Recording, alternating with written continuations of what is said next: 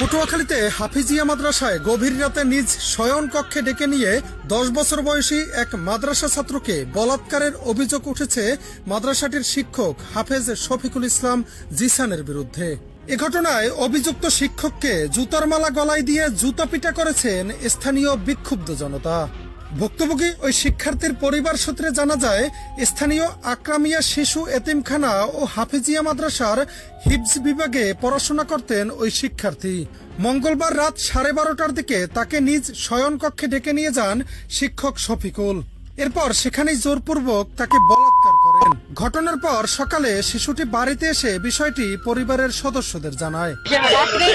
খারাপ কাজ করছে, বাচ্চা পালাইয়া বাড়ি এই মাদ্রাসা থেকে গেছে। হুজুরে বলছে যে তুমি যদি কারোর সাথে বলো তাহলে তোমারে আমি মাইরিয়া বস্তা করে ফালাইয়া দেবো।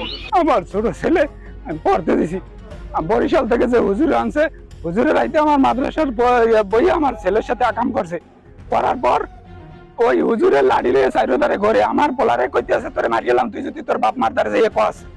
তারপর আমার ছেলে ইন্দা মাদার বিন্ডের দিকে সোজা রাস্তা থেকে বিল দিয়ে গেছে, কিন্তু আমার ছেলের তাও বিলে আগুন দিয়ে রায়।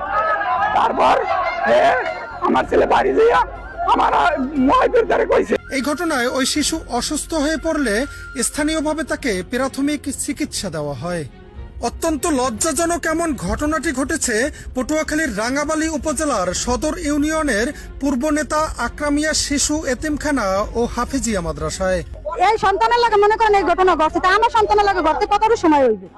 আমরা এই শুক্র বিচারছে, আর এই মাদ্রাসা আমার সন্তান পড়ছে, আমি পড়ছি, এবং কি আমার ভাই বোন সবাই আমরা পড়ে গেছি। এরকম কলঙ্ক হবে না, এই কলঙ্ক কেন উড়াইছে এর জবাব চাই আমরা।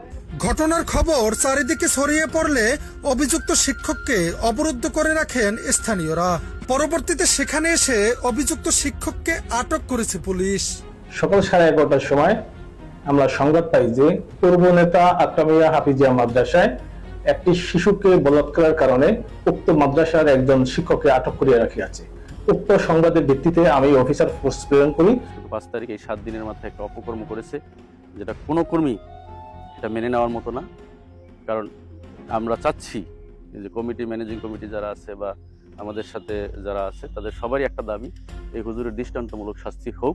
বাবা তাদের সন্তান আর মাদ্রাসায় পড়ানোর মতো কোনো ক্ষমতা থাকবে না।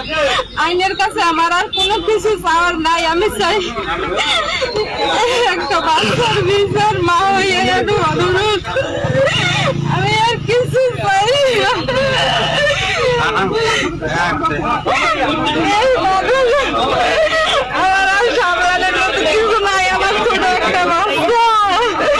একজন ধর্মীয় শিক্ষকের বিরুদ্ধে এমন গুরুতর অভিযোগ ওঠা শুধু একটি অভিযোগ নয়, বরং এ যেন সামাজিক অবক্ষয়। এ ঘটনার সুষ্ঠু তদন্ত সাপেক্ষে প্রশাসনের নিকট কঠোরতম ব্যবস্থা গ্রহণের দাবি স্থানীয়দের।